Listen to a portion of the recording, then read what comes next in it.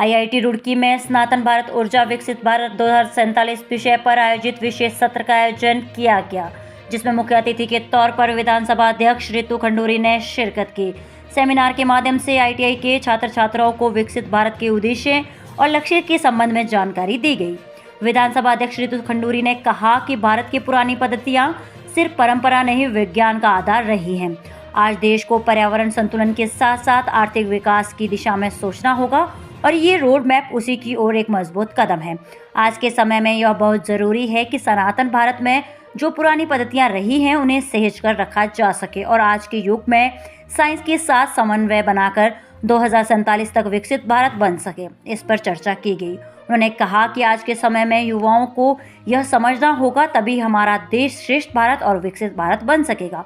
विधायक प्रदीप बत्रा ने कहा कि आज का सेमिनार बहुत महत्वपूर्ण रहा है और सेमिनार के माध्यम से छात्र छात्राओं को जानकारी दी गई कि प्रधानमंत्री नरेंद्र मोदी की सोच विकास के साथ विरासत को संजोकर रखना है और 2047 तक हमारा राष्ट्र विकसित भारत के साथ आत्मनिर्भर भारत बनेगा। आईआईटी रुड़की में हुए इस सम्मेलन में विशेषज्ञों, प्रोफेसरों और विद्यार्थियों ने बढ़ चढ़कर हिस्सा लिया। आईआईटी रुड़की में जो हमने ये कार्यक्रम किया है sustainable energy at the rate विकसित भारत 2047 पे हम लोगों ने यहाँ पर एक सेमिनार आज होने जा रहा है, उसमें मैं भी आई थी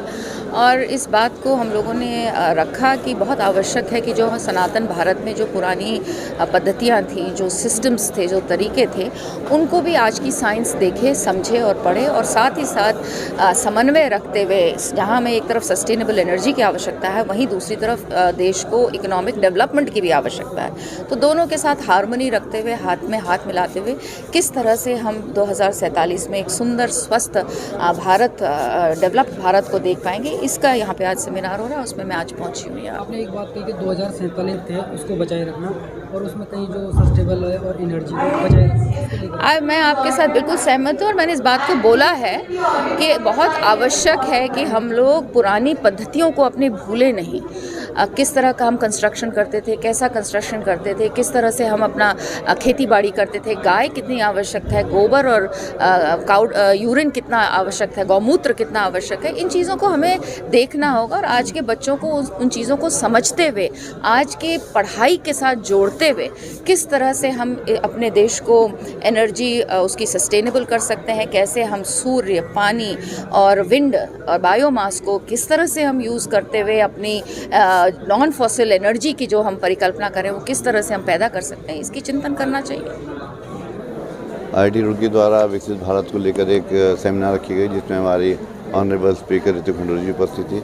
और हमारे deputy director UV Singh ji उपस्थित थे और समझ के प्रोफेसर जी ने प्रोग्राम किया था। तो आज यहाँ पर आकर बच्चों के बीच में अच्छा लगा। बच्चों को विकसित भारत के उद्देश्य और लक्ष्य के बारे में बताया कि जो लक्ष्य हमारे प्रधानमंत्री दिया है उसको पूरा करना हमारे सबकी जिम्मेदारी बनती है और हम इस ओर बढ़ें, आगे बढ़ें और विकास भी और विरासत दोनों को हम लोग